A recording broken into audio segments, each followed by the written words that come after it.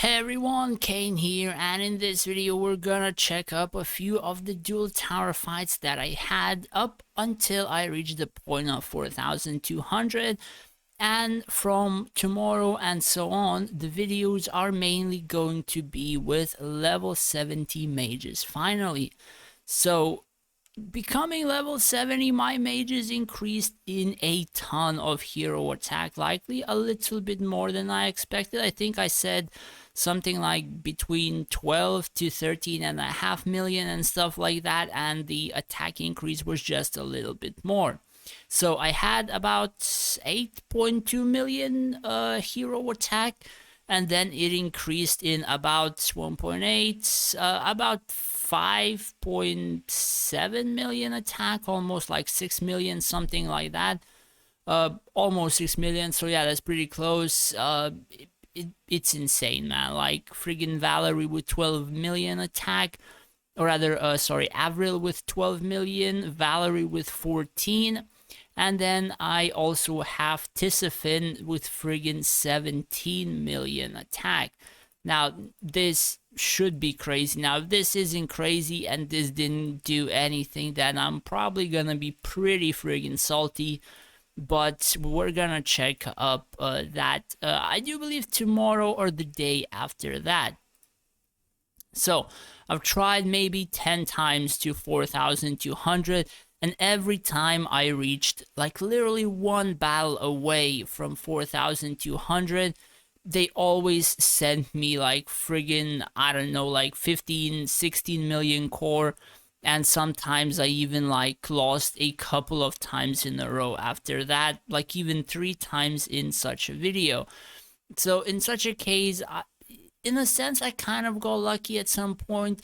The thing is, from what people told me, there is a particular time when if they queue up, the people that they get to face almost all the time are a lot weaker than people they face in the evening queues whenever I do have the time to do that. Now, I'm not sure if this is true or not, but there is a guy on my server as well who reached 4,000, almost like 4,300, and I can beat this guy. And I think we even had a couple of duels, maybe even less than a month ago, and I was beating him with like more than half of my field alive.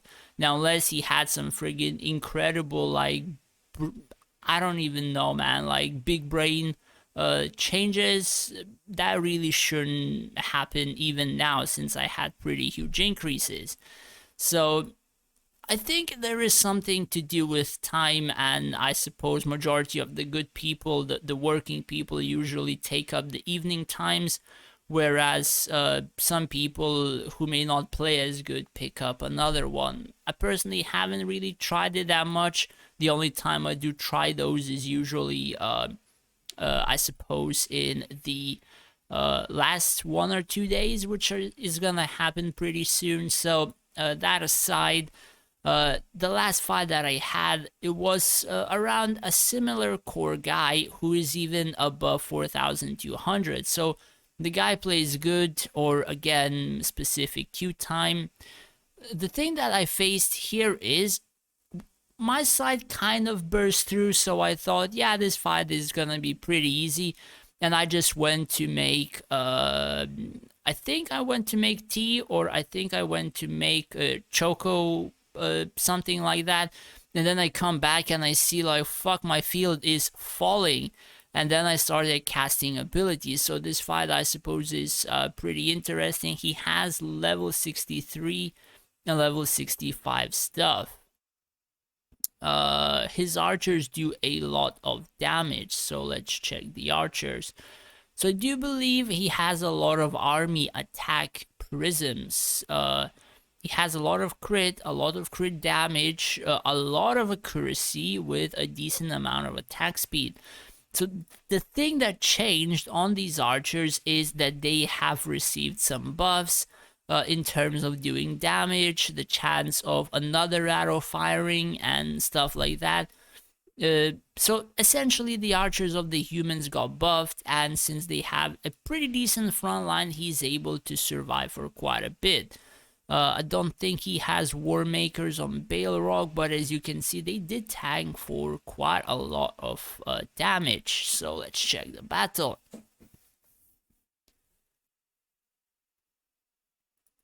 So we're gonna slow it down. I did cast Valerie first thing, then I'm gonna cast Avril, I do believe, in just a second. Yeah, I cast Avril, and then I should jump with Rufio somewhere here. Let's see. Yeah, I jumped with Rufio. A little bit too late, probably I was lagging. And I think I cast a couple of spins, and I think I should have gone away for like 10 to 15 seconds to the kitchen. I'm not sure. So these two archers didn't really get that much focus, so these are the ones that are actually doing a pretty decent amount of damage. So at this point, I kind of broke through. As you can see, the Rufio, I think this is gonna be the last spin. I spun him, misclicked and spun him to the front line instead of the dragon. And I don't think that I'm gonna be casting any abilities from now. I kind of ran away for a few seconds after this, and then I literally come back and see like these units kind of falling. So as you can see, I don't think I cast any abilities. This was the enemy's Solari because I don't have that ability. And then I came back and I cast Valerie again. Like, I've seen literally like heroes of my side and even the friggin' Lich warriors falling apart like this kind of view, and I was like, what the fuck, why did I leave? And in the end, I did manage to stun his archers. I did manage to do some damage. I was kind of afraid that these archers would turn around and literally one-hit my dragon. If that happened, I likely would have lost the battle. So I was kind of lucky that he did not have the tag ability. Otherwise, honestly, I would have just freaked up again. So I faced this person a couple of times heading into the battle. Both of the fights seemed pretty much the same. Honestly, we didn't really change much. I don't think the outcome, let's see. Yeah, pretty much the outcome remained the same. I haven't really inspected her field, but doesn't have enemy crit rate reduction, doesn't have healing received. So Covenant is not really on the Swordman, or if it is, it's not that good. A high attack value, a pretty decent crit rate, crit damage. Unsure if she has any physical damage on it. Attack speed is average, I suppose, for what humans have. I think most have 3 or above 3. So it's pretty much like a little bit of like subpar or whatever. As you can see, Valerie at level 65 did incredible work. Then I have Avril, then I have Arian, and then Tisafit. Now do keep in mind my Arian is like a buffer and or rather slash debuffer. So I don't have like incredible damage type build. Majority of his damage is just stacking ability and debuffing the enemies, with a potential of 35, of course. And I do have the Mystic Scepter. Now, quite a few people like would say that this doesn't work or whatever. For me personally, in my fights on my Lich Burst side, he does perform quite well, and this is not like just a one-off thing. He casually just does from like 500 million to like 1.5 at level 65. So essentially, if all of these mages turn level 70, likely he's not going to be doing that much, but that's just because everything is exploded a lot quicker than the fight actually lasts. So essentially he does damage with like his stacking ability of Mystic Scepter, with his passive abilities, all that kind of stuff, or that blood curse thingy which spreads. Essentially it helps out, but you know, really depends on formations and whatever. So that fight, not really, I suppose, that interesting. Let's see this one. This one is pretty close against this 15 million guy. So let's see. He has tier 19 skeleton frontline. friggin' 5 million health. So if we would compare my skellies, they have like 3 million. So the stats I have: 93 evasion, enemy crit rate reduction 81%. Now this is kind of important since this is one of the newer and better, I suppose, stat values to increase. If not this, then healing received. And healing received, like subpar, don't really have a lot of healers at the moment. And then we have resistances. So on his side, high health value. He has not very much crit rate reduction. Resistance is also not very good. A little bit more evade chance, and I suppose healing received is a bit higher. So that aside, the dragon. Dragon is around same health as mine. He has the blessed, or rather draconic blessings. He has the friggin' Void Eater, man. That ability is still friggin' broken, so let's see. He plays the dragon, and I do think this dragon is touching 2 of these skeletons, so we have to pay attention to the side the dragon will be and how these 2 skeletons are getting affected. Because probably, if not for the Void Eater, I could have won. So these are the 2 skeletons that we have to keep an eye on. So not really that much damage on them at the moment. I still have to pass the stall side, so we're gonna speed up a little bit. Again, the usual cast: Valerie, Avril, Rufio tagged, well, not tagged, but rather touched the Alana, and he's kind of breaking my stall side because I don't have War Makers on it. So yeah, I'm not sure if he has War Makers on it. I don't really see Balrog anywhere. Oh, I think I just killed his Balrog. Probably he had it. We're gonna check after. So I almost cleared his stall side. He almost cleared mine. And now we have 2 skeletons. They're taking damage. And then they're not taking damage. Yeah, so basically the only reason I kind of lost this battle was because of this friggin' Void Eater shit, that his skeletons literally did not receive any damage and not get destroyed. Because at this point, I would have had like those mages alive and those skeletons almost exploded. So yeah, that ability is still friggin' broken. You know, this fight could have been a lot closer, like maybe 1 or 2 heroes left on the field. Or I could have won even with these, like, I suppose, skeleton differences. But what can you do, man? The ability is broken. And this is what I mean. Valerie at level 65 literally exploded everything. Arian, like, all the time, performing pretty decent. So yeah, that is the kind of build and the kind of fights I am sort of having. So I think I tried about like 7 or 8 fights that day. I'm not sure, maybe more than that. Let's see.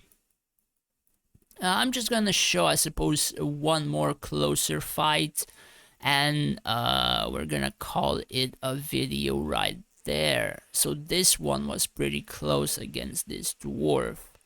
Let's see where she finished. So she's close to 4,200. So okay, let's check it. God damn it. Let's check it up.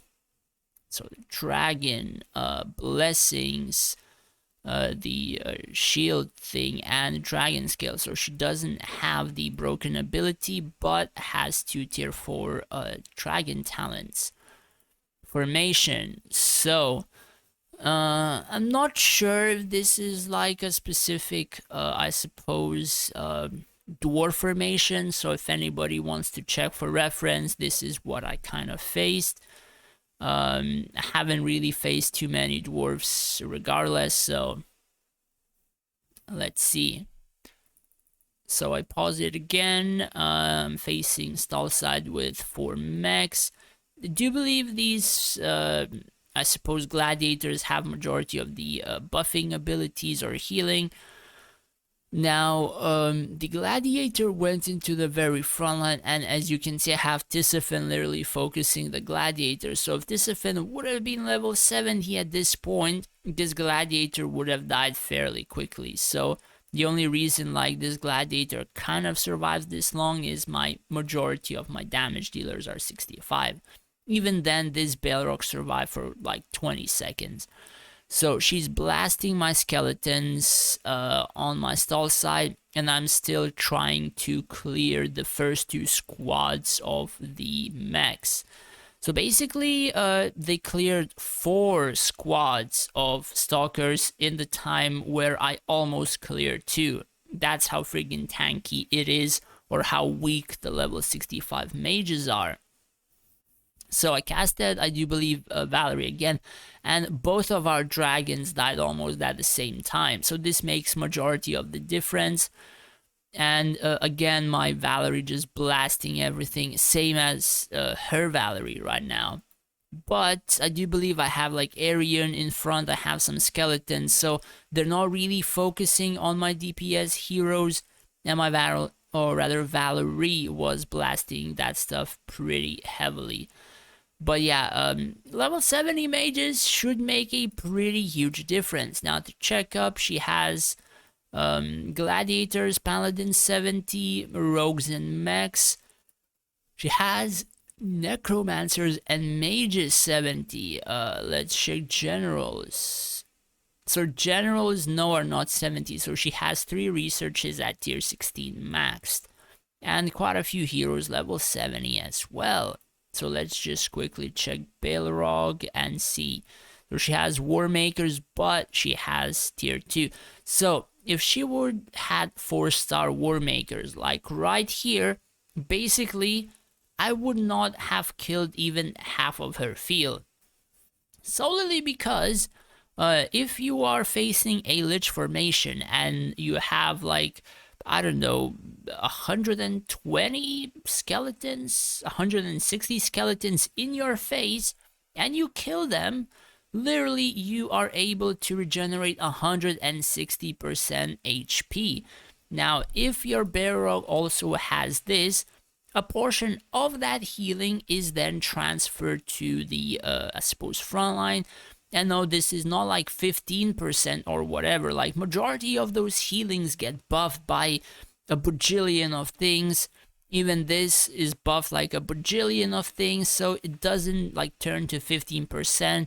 That, let's say, 160% of those like 4 squads of skeletons killed can turn to like pretty much half of an HP bar of healing for majority of those frontline units around the hero, if not even more. Like that War Maker's main and that friggin' gradual health, like healing recovery or whatever with hero max HP makes a friggin' huge difference. And yeah, I don't have it at the moment, but I'm highly likely gonna buy it if it's not in the next wheel. But yeah, that is pretty much it in terms of the duel tower with level 65 mages. Do you believe I covered a few wins, a few losses? Some of them were pretty close. Some of them, you know, I managed to pull through with 65 mages. Honestly, I'm kind of looking forward to eventually turning back to Rakan. But I think I'm gonna try whenever I get the War Makers. So after the next wheel, probably a couple of weeks more, and then I turn, because I'm gonna be waiting for the power prize fight event, because I'm gonna need to swap a few things. Then I'm gonna need to train a lot of stuff, and I don't think I want to swap to Rakan just yet. So yeah, a lot of swapping will have to be done in the future again. Anyways, that's pretty much it for the video. Hopefully you found it enjoyable, and I hope you look forward to new dual tower PvP fights with finally level 70 mages. Thanks for watching, guys. Don't forget to subscribe. Take care and stay safe out there.